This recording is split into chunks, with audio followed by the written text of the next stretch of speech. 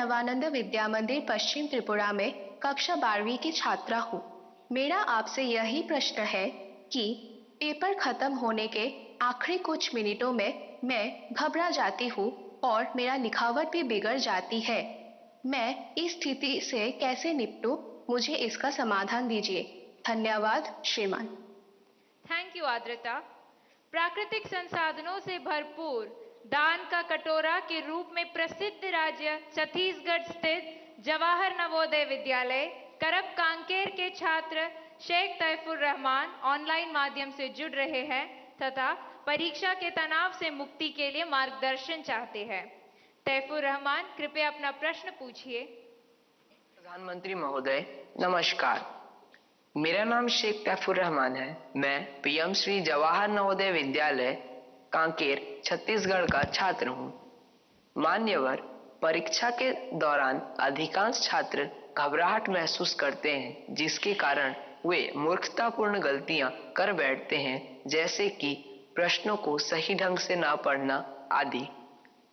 मान्यवर, मेरा आपसे यह प्रश्न है कि इन गलतियों से कैसे बचा जाए। कृपया अपना मार्गदर्शन दें। धन्यवाद। शुक्रिया तैफूर। उड़ीसा आदर्श विद्यालय कटक से हमारे बीच इस सभागार में एक छात्रा राजलक्ष्मी आचार्य मौजूद है। वे प्रधानमंत्री जी से प्रश्न पूछना चाहती हैं। राजलक्ष्मी, कृपया अपना प्रश्न पूछिए। ऑनरेबल प्राइम मिनिस्टर, जय जगन्नाथ। किस तरफ है Rajalakshmi?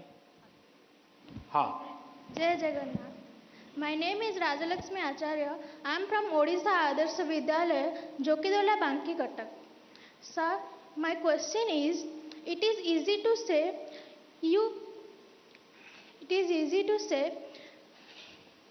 you face exam with a cool mind, but in exam hall the situation is so scary, like don't move, look straight and so on. Then how can it be so cool? Thank you, sir. धन्यवाद राजलक्ष्मी। प्रधानमंत्री जी, अद्रिता, तैफुर और राजलक्ष्मी और इनके जैसे अनेक विद्यार्थियों द्वारा परीक्षा पे चर्चा के पिछले सभी संस्करणों में प्राय यह प्रश्न पूछा जाता रहा है और अब भी ये प्रश्न कुछ विद्यार्थियों के चिंता का कारण बना हुआ है कि वे परीक्षा के दौरान होने वाले तनाव का सामना कैसे करें। कृपया इनका मार्गदर्शन कीजिए। घूम फिर करके फिर तनाव आ गया। अब ये तनाव से मुक्ति कैसे हो? आप देखिए कैसी गलती होती है। कुछ गलतियां यानी रोजमर्रा की हम थोड़ा ऑब्जर्व करें तो पता चलेगा। कुछ गलतियां पेरेंट्स का अति उत्साह कर देता है। कुछ गलतियां स्टूडेंट की अतिशय सिंसियरिटी कर देती है। बस समझता हूं इससे बचा जाए। जैसे मैंने देखा है कि कुछ माँ बाप को लगता है कि आज एग्जाम है तो बेटे को नई पेन ला करके दो, जरा कपड़े अच्छे पहना करके भेजो, तो उसका काफी समय तो उसमें एडजस्ट होने में ही जाता है। शर्ट ठीक है कि नहीं है, यूनिफॉर्म ठीक पहना है कि नहीं पहना है। माँ बाप से मेरा आग्रह है, जो पेन रोज उपयोग करता है ना वही दीजिए आप। या वहां पेन दिखाने थोड़ा जा रहा है वो। और परीक्षा के समय किसी को फुर्सत नहीं है, आपका बच्चा नया पहन करके आया, पुराना पहन के आया। तो ये साइकी उनको बाहर आना चाहिए। दूसरा, कुछ ऐसी चीजें खिला करके भेजेंगे, तुझे एग्जाम है ये खा के जाओ, एग्जाम है ये खा के जाओ, तो उसको और मुसीबत होती है जिसका वो कंफर्ट नहीं है। आवश्यकता से अधिक उस दिन खाना, फिर मां कहे अरे तुम्हारा तो एग्जाम सेंटर इतना दूर है, तुम रात आते आते 7 बज जाएगा, ऐसा करो कुछ खा के जाओ, फिर कहेगी कुछ लेके जाओ। उसको वो रेजिस्ट करने लगता है, नहीं मैं नहीं ले जाऊंगा।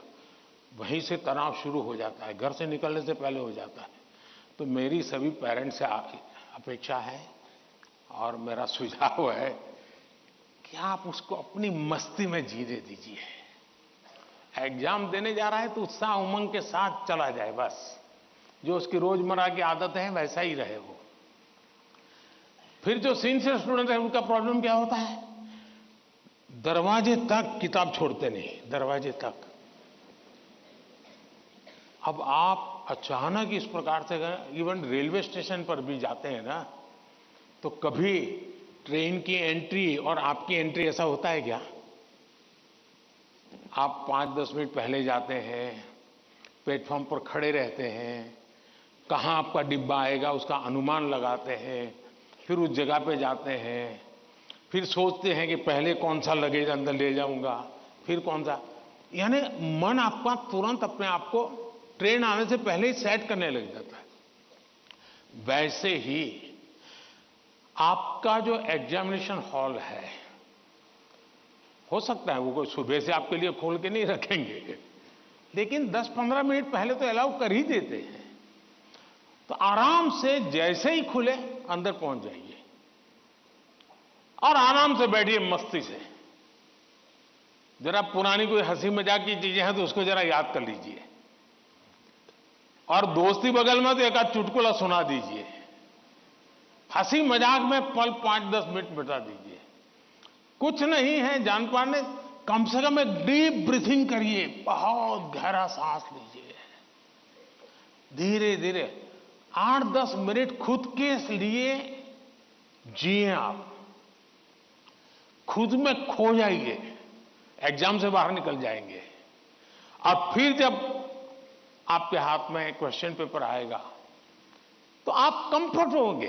वरना क्या होता है, वो आया कि नहीं, वो देखा कि नहीं, वो कैसा है, फला नहीं, टीचर कहाँ दिखता है, सीसीटीवी कैमरा है। अरे आपका क्या काम है जी, सीसीटीवी कैमरा किसी भी कोने पर पड़ा है, तेरा क्या ले रहा दे रहा है जी। हम इन्हीं चीजों में लटके रहते हैं जी, और वही बिना कारण हमारी शक्ति समय वेस्ट करता है। हमने खुद में ही खोए रहना चाहिए। और जैसा ही क्वेश्चन पेपर आ जाए तो कभी कभी तो आपने देखा होगा कि अगर आप फर्स्ट बेंच पर आपका नंबर आया है, लेकिन क्वेश्चन पेपर वो पीछे से बांटना शुरू करता है, तो आपका दिमाग फटकता है। देखिए मेरे से तो 5 मिनट पहले उसको मिलेगा, मुझे 5 मिनट बाद में मिलेगा। ऐसा ही होता है ना, ऐसा होता है ना। अब ऐसी चीजों में अपना दिमाग खपाओगे कि पहले क्वेश्चन पेपर मुझे मिला कि 20 नंबर के बाद मिला, तो आप अपनी एनर्जी, आप परिस्थिति तो पलट नहीं सकते। टीचर ने वहां से क्यों कि आप खड़े होकर नहीं कह सकते पहले मेरे से दो, ऐसा तो नहीं कर सकते। तो आपको पता है ऐसा होना, फिर ऐसे ही अपने आप को एडजस्ट कर लेना चाहिए। एक बार आप ये अगल बगल की सारी दुनिया, और हम बचपन से पढ़ते तो आए हैं, वो अर्जुन को पक्षी की आंख वाली कथा तो सुनते रहते हैं, लेकिन जीवन में आता है तो नहीं, पेड़ भी दिखता है, पत्तियां भी दिखती है, तब आपको वो पक्षी की आंख नहीं दिखती है।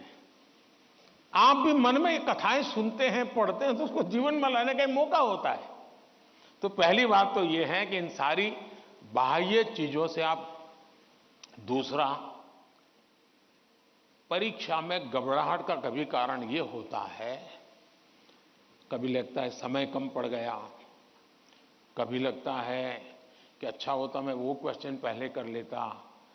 तो इसका उपाय ये है, पहले एक बार पूरा क्वेश्चन पेपर पढ़ लीजिए, फिर मन से तय कीजिए कि किस आंसर में कितना मिनट मोटा मोटा मेरा जाएगा, और उसी प्रकार से अपना समय तय कर लीजिए।